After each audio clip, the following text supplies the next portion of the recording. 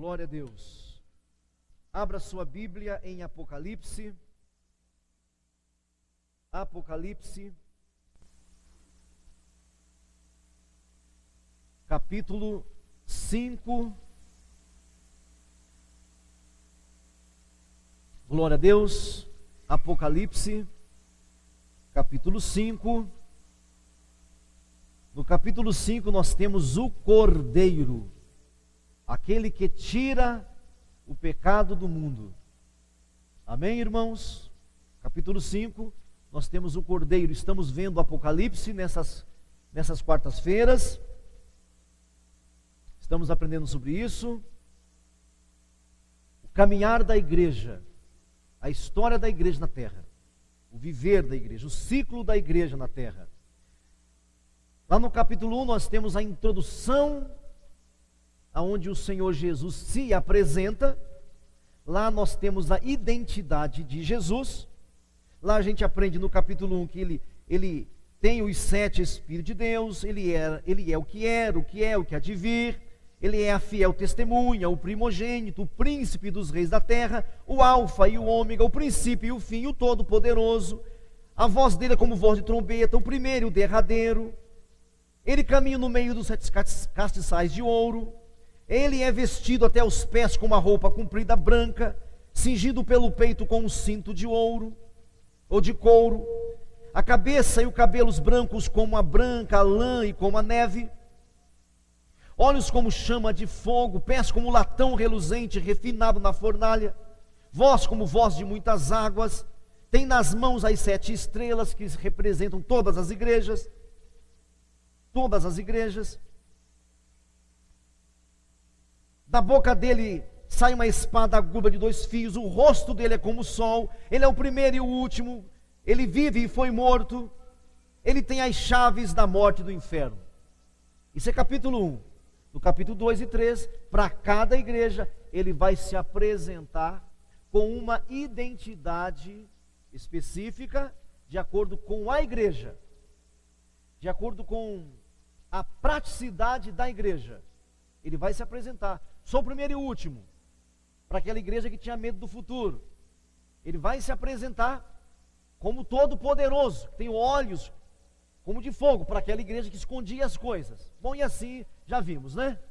Então o capítulo 1 ele introduz, é o início. Capítulo 2 e 3 nós temos as 7 igrejas. No capítulo 1 o Senhor Jesus fala assim: João, escreve o que você vai ver, o que eu vou mostrar para vocês, escreve. Olha, escute isso aqui. O Apocalipse inteiro é para João escrever para as 7 igrejas. Às vezes nós pensamos, presta atenção, que escreveu para cada igreja o problema de cada igreja. Não, ele escreveu para as 7 igrejas todo o Apocalipse, para as 7 igrejas. Ou seja, ele está escrevendo sobre a história da igreja, o que vai ser, o que está sendo e o que será para as 7 igrejas, independente da força da igreja, independente da santidade da igreja, independente da pureza da igreja. Ele está escrevendo para cada uma delas, porque em cada igreja tem gente de Deus, sim ou não? Em cada igreja, para cada uma aquelas problemáticas e aquelas saudáveis, ele diz: quem vencer, aí ele promete a recompensa. Quem vencer, e aí nós aprendemos que vencer ali é ouvir a palavra. Amém, irmãos? A vitória é daquele que ouve a palavra. Amém, igreja? Aquele que vencer vai comer do maná escondido. Aquele que vencer vai caminhar comigo nas ruas de ouro. Aquele que vencer não sofrerá o dano da segunda morte. Aquele que vencer, e assim vai. Então quem é que tem a vitória? Aquele que ouve. Mas o Apocalipse é dado, é entregue para todas elas, para as 7 igrejas. Eu já falei aqui. As 7 igrejas do Apocalipse representam todas as igrejas em todos os tempos. Se nós olharmos para ela com cuidado, é bem capaz da gente se enquadrar com 2 ou 3. É bem capaz dessa comunidade aqui falar assim: nós somos parecidos com a primeira. Nós somos parecidos com a terceira. Nós somos parecidos com a sexta. nós somos. É bem provável que você conclua que a gente parece com as duas igrejas. Porque as 7 igrejas, ela existirá em todos os tempos. Não é só naquele tempo.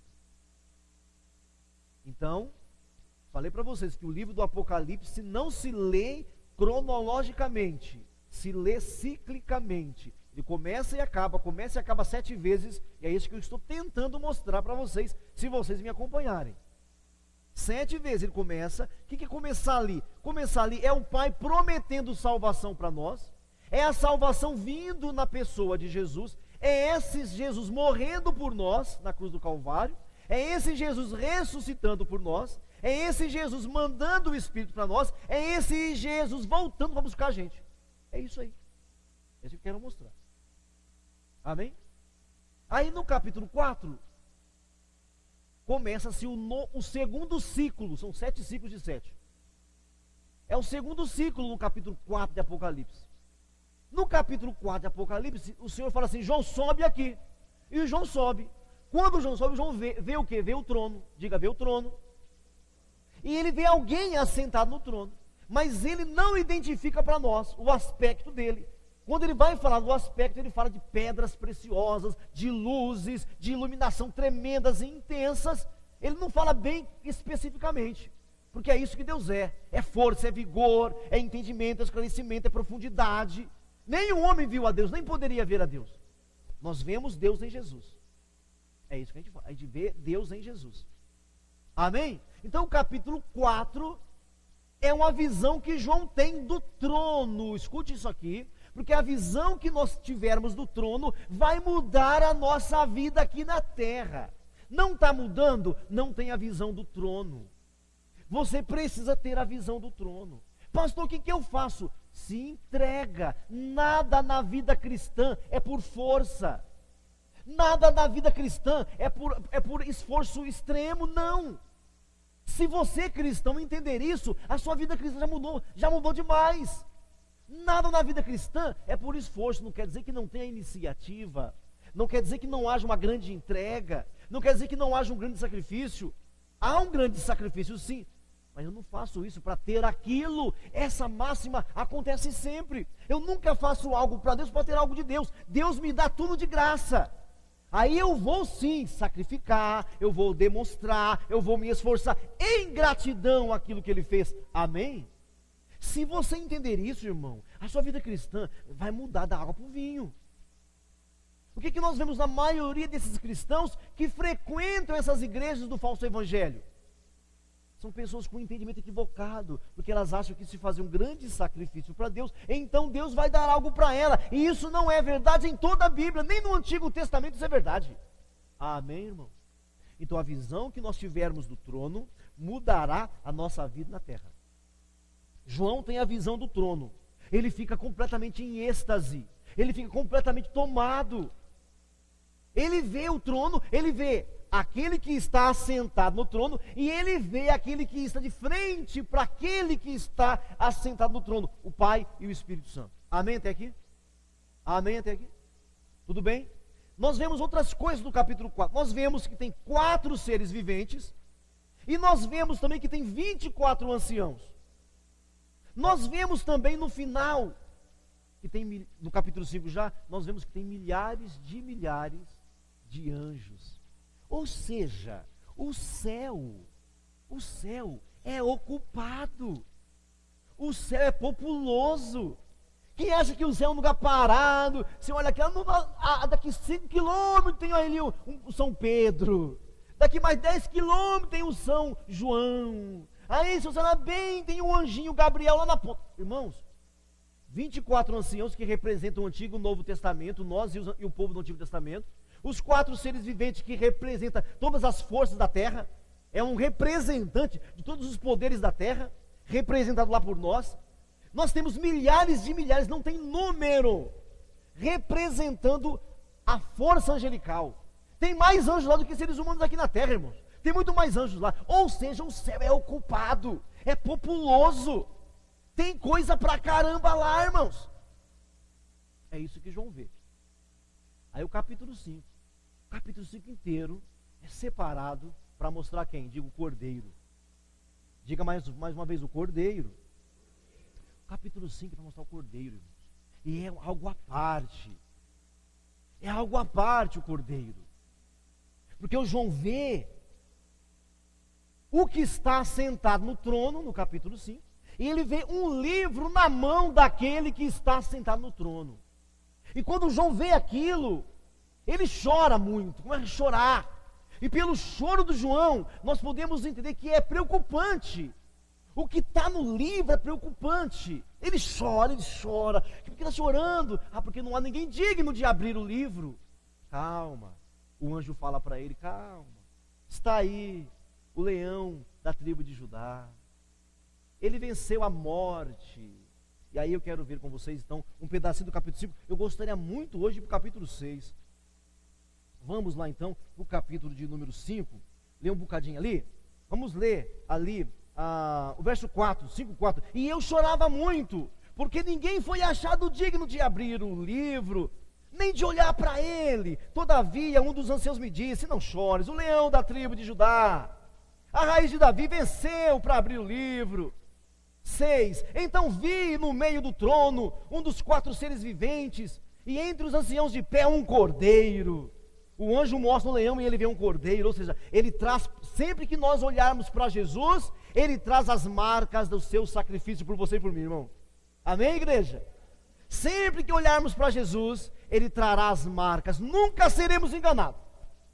Qualquer cristão verdadeiro nunca vai seguir o anticristo, porque o anticristo é alguém contra Cristo. Mas um cristão verdadeiro, quando olha para Jesus, se uma hora dessa um diabo, um satanás, um espírito maligno querer se disfarçar, e você for um cristão verdadeiro, quando você olhar para o bicho, você vai ver que é um falso profeta.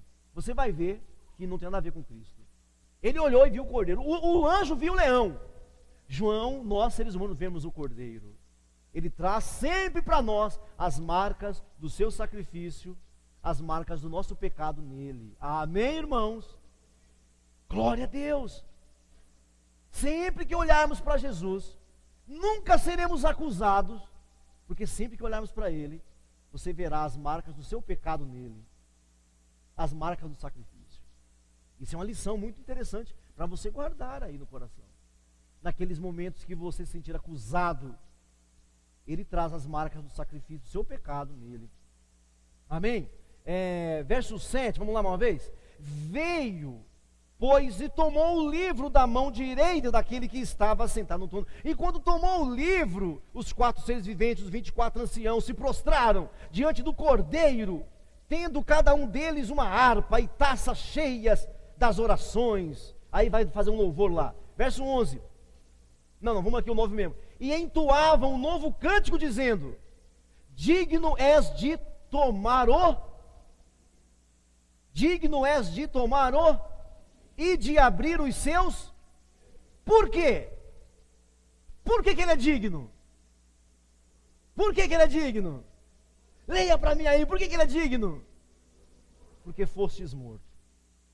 Aleluias!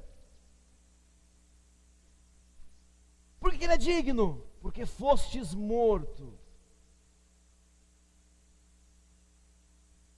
E com teu sangue compraste para Deus os que procedem de toda a tribo, toda a língua, todo o povo, toda a nação. E para o nosso Deus os constituíste reino e sacerdote, e reinarão sobre a terra.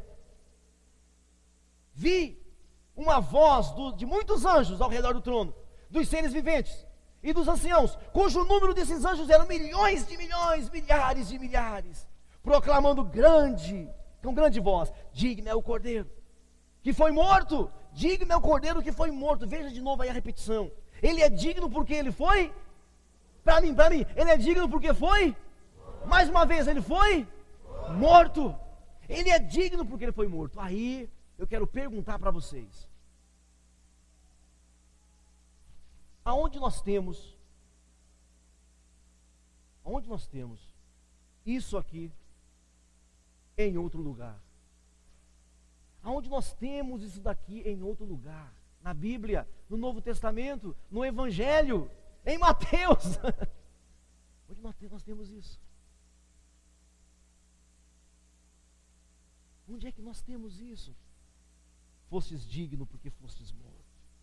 De receber, aí tá. Onde é que nós temos isso? Então o Cordeiro, ele é digno de abrir o livro. Se não abre o livro, você e eu não estaríamos aqui. Não haveria história. É sério não abrir o livro. É demais abrir o livro. Abrir o livro, eu tenho história. Eu tenho continuidade. Não abrir o livro, a história acabou. Lembre-se que isso aqui nós estamos vendo aqui no Apocalipse, na plenitude dos tempos, mas isso aqui é antes da fundação do mundo. Talvez dê aí um nó na sua cabeça agora. Aonde é que nós temos isso? Nós temos isso em Mateus 28. Em Mateus 28 está escrito assim, olha: todo o poder foi-me dado no céu e na... Irmãos, quando Adão pecou, escute isso aqui, quando Adão pecou, a terra ficou nas mãos do diabo.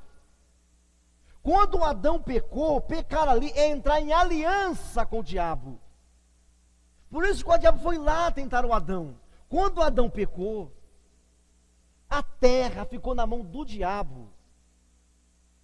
Por isso o diabo tem uma ação diferente no Antigo Testamento. Nem há endemoniado, nem precisa endemoniado. Nem precisa. Ele domina tudo. O livro de Gálatas vai dizer que Jesus tomou as chaves da morte e do inferno da mão do diabo. Quando é que ele pegou essa chave, meu Deus do céu? Quando Adão pecou, meu irmão. Você está me ouvindo, sim ou não? Porque a Bíblia diz que quando Cristo morreu, ele levou cativo o cativeiro, ele tomou as chaves das mãos do diabo, ele foi lá no império do diabo e tomou as chaves. Quando foi que o diabo pegou a chave? Quando Adão pecou. Então Deus governava o céu, sempre governou o céu. O diabo sempre acaba fazendo o que Deus quer, sempre assim. Mas na terra, o diabo tinha livre acesso. Por isso no Antigo Testamento, são guerras de deuses. No Antigo Testamento não é como hoje, é guerra de deuses. E você vê isso nos filmes. Só se fala em deuses. É esse que é o Antigo Testamento. Então veja, quando fala que ele morreu, ele se tornou digno. O diabo besta, o diabo tonto, o diabo é uma besta mesmo, como diz Apocalipse. O diabo, irmão, ele quando matou Jesus, porque quem matou Jesus foi o diabo, os judeus, os religiosos, os sacerdotes e nós. Você e eu matamos Jesus. Qual que era a mensagem do diabo para Deus? Está vendo o que nós fazemos com teu filho, Deus? É assim que a gente faz com teu filho. Não manda ninguém para cá não. A parada aqui é nossa. Quem manda aqui é a gente. Olha o que nós fazemos com teu filho. Diabo idiota. Estava tomando uma cajadada na cabeça e não sacou. Porque na cruz o diabo foi derrotado. Na cruz ele foi esfolado, foi esmagado. O texto de Gálatas, leia em casa depois, ele fala que esmagou a cabeça do diabo. Ele falou assim: olha o que nós fazemos com teu filho, Deus. Bobão. E olha o que nós fazemos com você, diabo.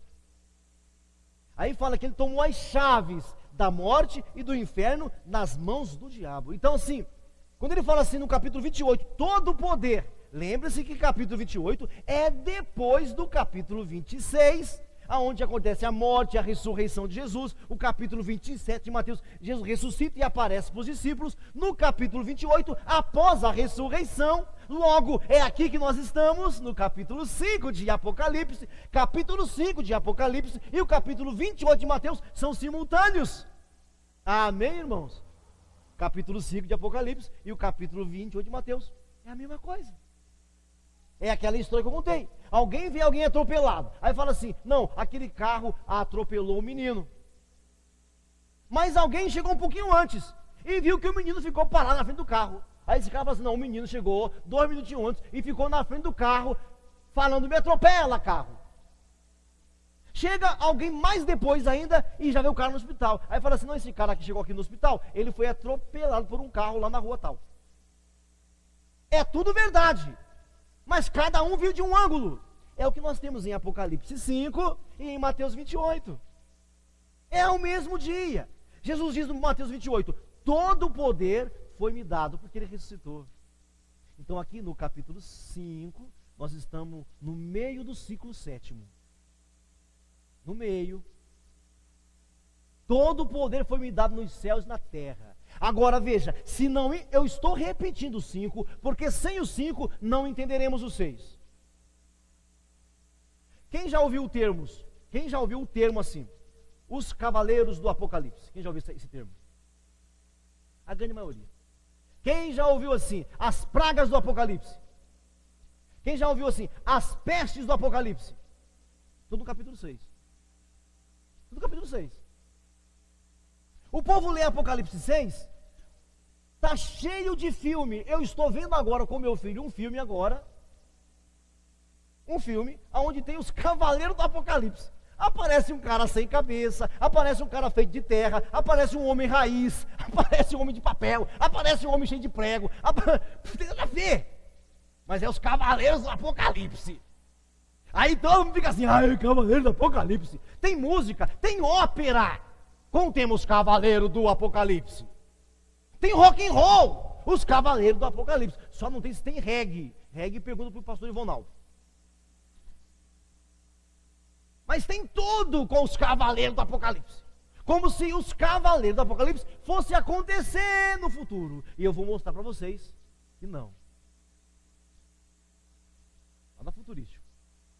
É isso que eu quero mostrar. Então, sem os 5, não entenderemos o 6. Então, o 5 é Jesus abrindo o livro. E o primeiro selo é o primeiro cavalo. Como é que ele pode? Porque alguns falam assim, que o cavaleiro do cavalo branco é o falso profeta.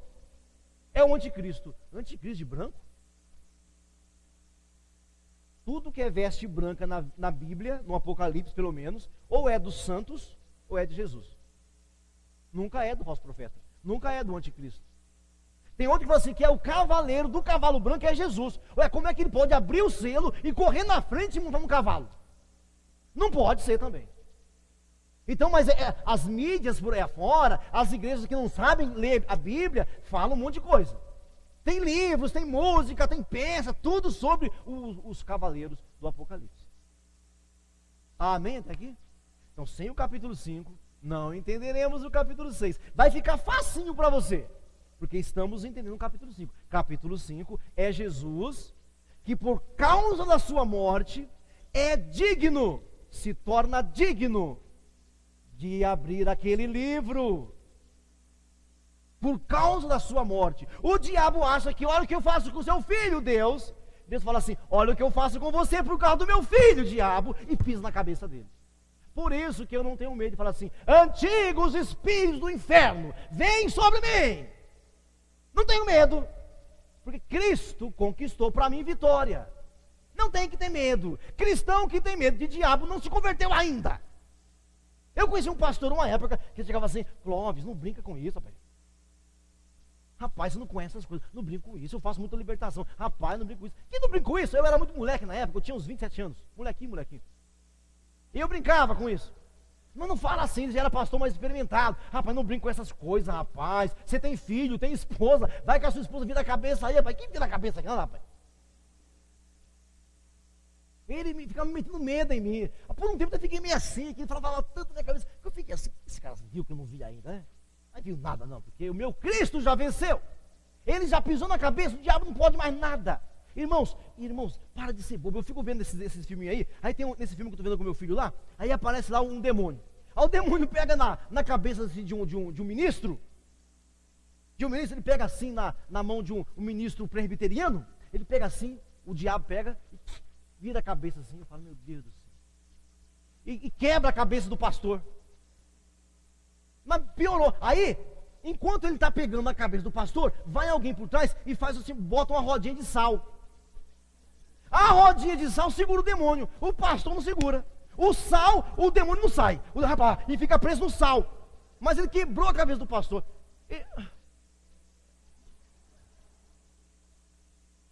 Eu vou comer sal então daqui para frente então. Não tem cabimento isso. Então é uma idiotice. Irmãos, nenhum espírito maligno tem direito de se manifestar na vida de qualquer ser humano, não apenas cristão, não. Qualquer ser humano não tem poder nem direito, por causa da cruz, viu? Por causa da morte, não tem direito de mexer com a gente, a menos que você deixe. Se você começar a invocar, aí você dorme, aí você acorda e invoca mais, aí você dorme, aí invoca mais. Uma hora dessa ele vem para você, porque você quis. Fora isso, nesse mundo nosso, o diabo não tem poder, não tem direito. Aí tem crente com medo do escuro. Irmãos, quanto mais escuro, melhor. Porque para Deus as trevas e a luz é a mesma coisa. Igual, não muda nada. Nada acontece. E se o pastor estiver em pecado? Nem se estiver em pecado. Porque Cristo morreu pelos meus pecados. A menos que eu chame o demônio e invoque, corte a pele, e derrame sangue, e vai, grita e geme. O diabo não tem direito. Pastor, e esse povo que vê coisa? A cabeça deles vem. Nosso cérebro, já falei aqui, são duas partes. Uma parte sensitiva, outra parte racional. O nosso cérebro faz tudo. Quem é que já viu aquelas fotografias assim, ó, que tem um homem barbudo, aí você olha bem, é um homem careca. Já viu isso já? Aquelas fotos que, assim, que dá duplo entendimento? Você olha assim, você vê. E aquela foto que é uma velhinha, aí você olha bem, é uma mocinha assim, olhando para o lado. Quem já viu isso? É o seu cérebro que faz aquilo. Porque nós temos um lado que é mais racional e outro lado que é mais sensível. É assim. Então se você começar a invocar, diabo vem aqui, diabo vem aqui, diabo vem aqui, diabo vem aqui, capeta vem aqui, capeta vem aqui. Então, hora dessa você não tem experiência com ele. Nem é com ele, é com a sua cabeça mesmo. Então veja, entendendo o capítulo 5, fica fácil o capítulo 6. Então por sua morte, Jesus se torna digno de abrir o livro. E glória a Deus por isso. Porque se eu estou aqui nessa hora, 15 para as 9, pregando aqui, é porque ele abriu o livro. Então tem história. A história continua. Porque se ele não abrisse o livro, que isso é antes da fundação do mundo, nós não estaríamos aqui agora. Então o capítulo 6 vai ser fácil se entendermos o 5. O 4 é o Deus Pai e o Deus Espírito Santo no trono. No trono. Capítulo 5, Deus Pai no trono, com o livro na mão, do lado dele o Espírito Santo, e vem o Cordeiro e pega das mãos dele e abre o livro, porque ele foi morto e ele é digno de abrir os selos, porque ele foi morto. Esse texto do capítulo 5 é o mesmo texto de Mateus 28, todo o poder. Agora me fala, todo o poder me foi dado nos céus e na... Jesus manda em tudo, meu irmão, tudo, querido. Tudo, ele manda em tudo. Pastor, mas esses ditadores aí são crianças, são tolinhos. Esses homens que aparecem por aí matando crianças são tolos, são bebezinhos ainda. Logo, logo eles vão acordar, ou no inferno, ou não sei onde. São nada. Todo o poder. Agora veja, perceba, eu vou começar hoje o capítulo 6. Logo em seguida, o que aparece no Mateus 28? Todo o poder foi me dado nos céus e na terra. Continua. Portanto, o que é esse portanto? Uma palavra de transição. Portanto, aí fala. Portanto, aí vai. Quer dizer, esse portanto, que às vezes pode estar entretanto, é uma palavra de transição. Portanto o quê? Já que eu tenho todo o poder nos céus e na terra, portanto, completa agora. Portanto, ide. Aí nós temos o cavalo branco.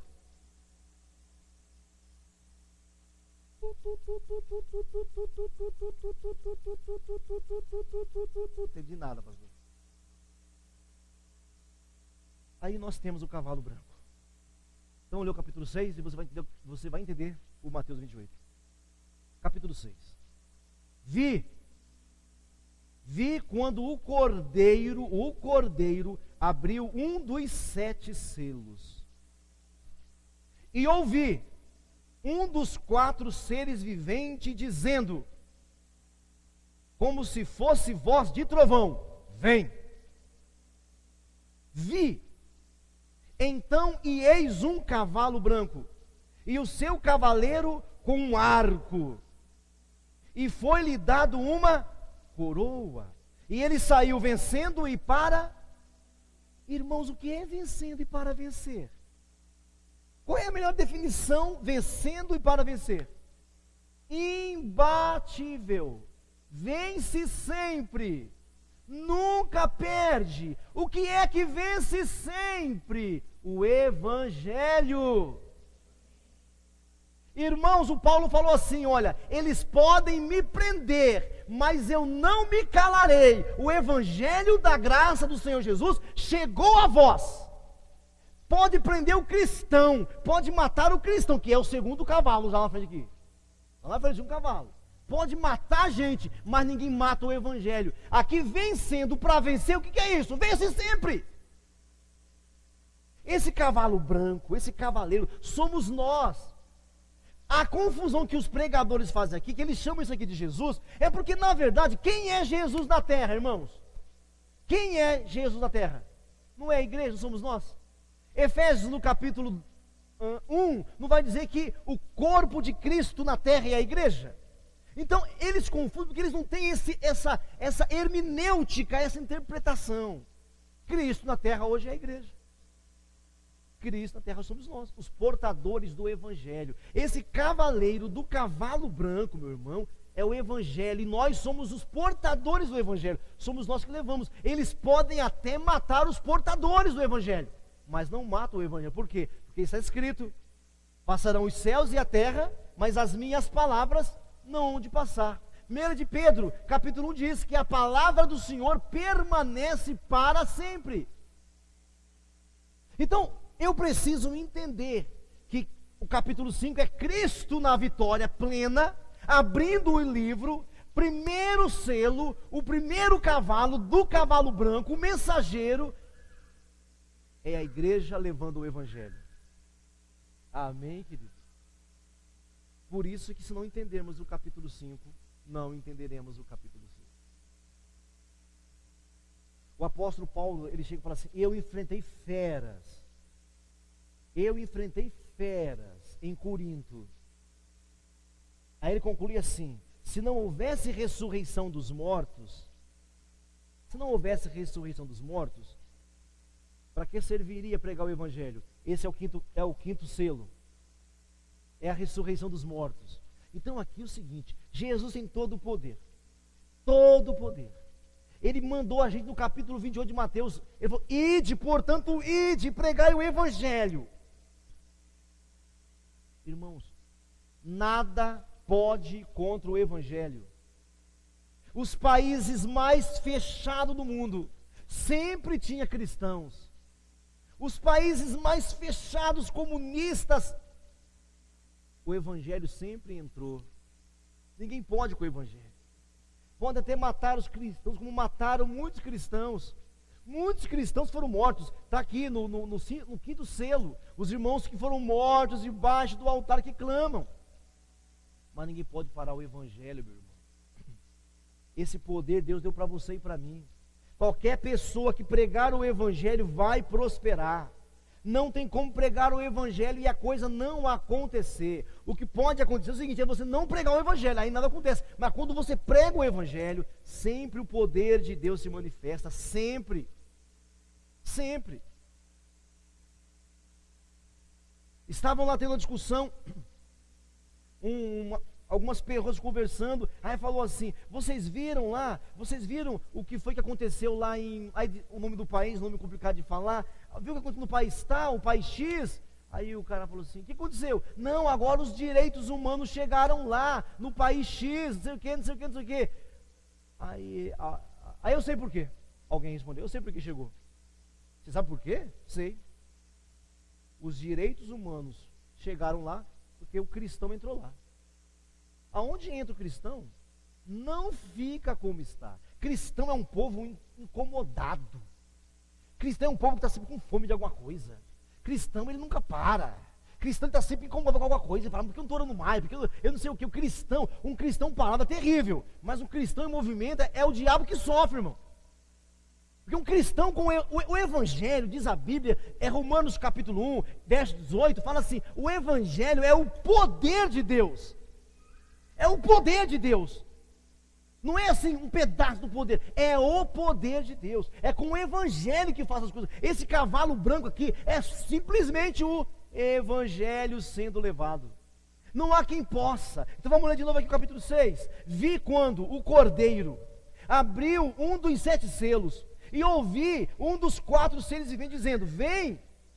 Vi, verso 2: então e eis um cavalo branco, e o seu cavaleiro com um arco, e foi-lhe dado uma coroa, e ele saiu vencendo para vencer.